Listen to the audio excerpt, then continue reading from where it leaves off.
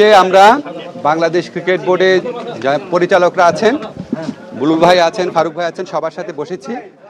আমরা আজকে সিচুয়েশনটা নিয়ে আলাপ করেছি। আমরা সবাই একমত হয়েছি যে বাংলাদেশ কষ্ট করে কোয়ালিফাইং রাউন্ডে কোয়ালিফাই করে বাংলাদেশ বিশ্বকাপে টি-20 বিশ্বকাপে খেলার যোগ্যতা অর্জন করেছে।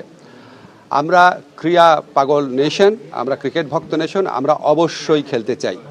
কিন্তু এটা আমাদের জাতির অবমাননার বিনিময়ে আমাদের ক্রিকেটার এবং আমাদের দর্শক, আমাদের সাংবাদিক, তাদের নিরাপত্তার বিনিময়ে, দেশের মর্যাদার বিনিময়ে আমরা বিশ্বকাপ ক্রিকেট খেলতে চাই না।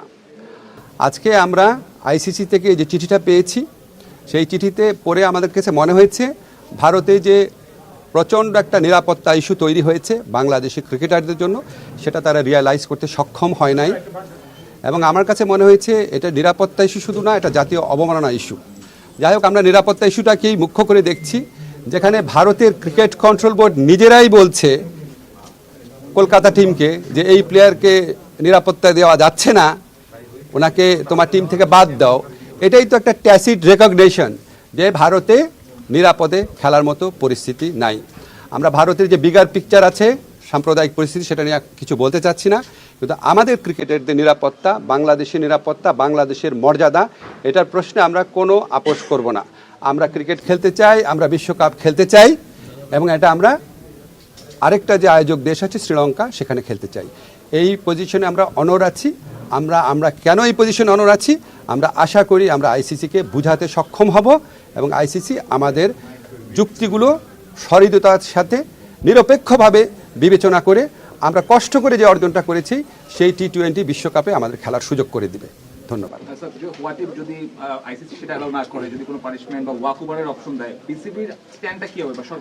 আমাদের প্রথম স্ট্যান্ড হচ্ছে আইসিসিকে বুঝানো। আমাদের যথেষ্ট শক্ত যুক্তি আছে, সেই যথেষ্ট শক্ত যুক্তি দিয়ে আমরা আইসিসিকে বুঝাবো।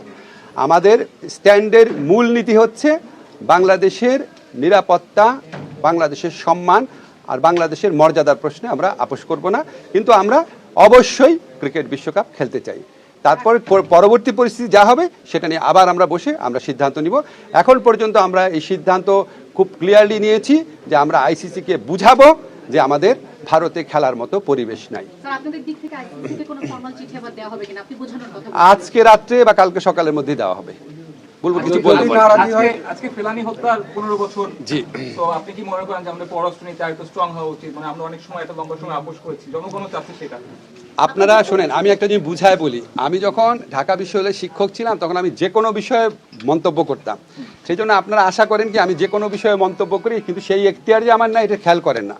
আমি একটা নির্দিষ্ট মন্ত্রণালয়ের দায়িত্বপ্রাপ্ত মন্ত্রী। আমি কি এখন অন্য মন্ত্রণালয়ের দায়িত্ব সম্পর্কে বলতে পারি? ইনশাল্লাহ আগামী 1 মাস পরে আমি আবার সিভিল সোসাইটিতে পরিণত হব, আমি ঢাকা বিশ্ববিদ্যালয়ের শিক্ষক হব, তখন যে কোনো বিষয়ে মন্তব্য চাবেন আমি দিতে পারবো। কিন্তু যতদিন আমি সরকারে আছি আমার মন্ত্রণালয়ের বিষয়ে প্রশ্ন করবেন, সেটা আমি উত্তর দিব। আপনারা আজকে মিটিং করলেন, আসলে মিটিং এর আউটকামটা কি আসলো?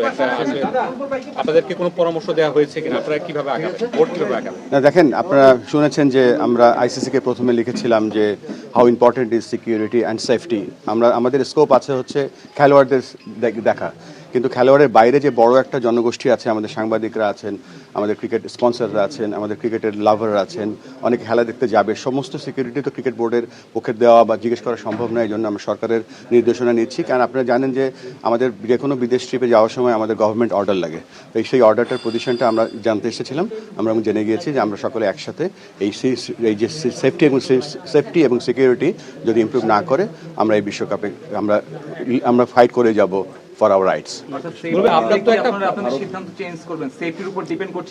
সম্পূর্ণ না, এটা তো আমরা তো একটা ভ্যালিড রিজন নিয়ে কথা বলছি বা আমরা রেজ করছি। আমরা তো এতগুলো বিশ্বকাপ খেলেছি, কখনো এই ধরনের কথা বলিনি। আমাদের কাছে মনে হচ্ছে তাই আমরা এটা রেজ করেছি স্ট্রংলি।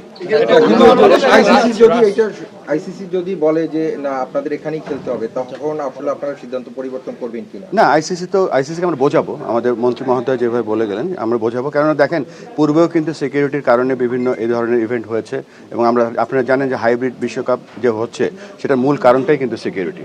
সো আমরা আশা করছি যে আমরা যে আমাদের রিজনগুলো আছে সেগুলো আমরা এস্টাবলিশ করতে পারবো। এখানে তো অন্য আরো দেশ খেলতে যাবে, তো তাদের নিরাপত্তার বিষয়টিও চলে আসবে নিশ্চয়ই। তারা যদি কমপ্লেন না করে আমাদের কমপ্লেনটা টিকবে কিনা আপনি কি মনে করছেন? না, আমরা তো ভ্যালিড রিজন নিয়ে কথা বলছি, এটা তো nothing। আর দেখেছেন তো মুস্তাফিজ যখন একটা খেলোয়াড়কেই যখন দেখলাম যে শৃঙ্খলা সিকিউরিটি দিতে অসুবিধা কারণেই তো তাকে বাদ দেওয়া হয়েছে, তখন একটা দল, একটা পুরো বাংলাদেশের জনগোষ্ঠী যারা খেলা দেখতে যাবে, এটা তো বিরাট ব্যাপার। এটা ইমপ্যাক্ট কি ধরনের পড়তে পারে লং টার্ম, আপনি কি মনে করছেন? না, লং টার্ম না, আমরা দেখেন আমাদের জাতীয় দল তৈরি করছি আমরা আপনারা জানেন যে আমাদের টিম স্কোয়াড ঘোষণা করে দেওয়া হয়েছে। আমাদের কিন্তু এই বিপিএলটা অনুষ্ঠিত হচ্ছে, কিন্তু ওয়ান অফ দ্য রিজন যে টি-20 ফরম্যাটে আমাদের টিমটা যেন ইউজ টু হয়, সবকিছু আমাদের দিক থেকে আমরা প্রস্তুতি রাখছি। সো আমাদের এখানে কোনো ছাড় নেই। কিছু কনসিকুয়েন্স আছে, যেমন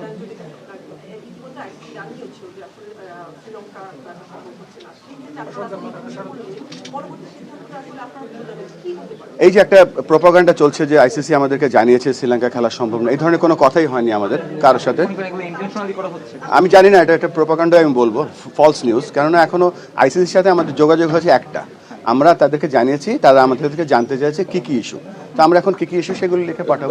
একটা বিষয় হলো মার্চে খেলা, সেক্ষেত্রে একটা নির্বাচন হলো ফেব্রুয়ারিতে,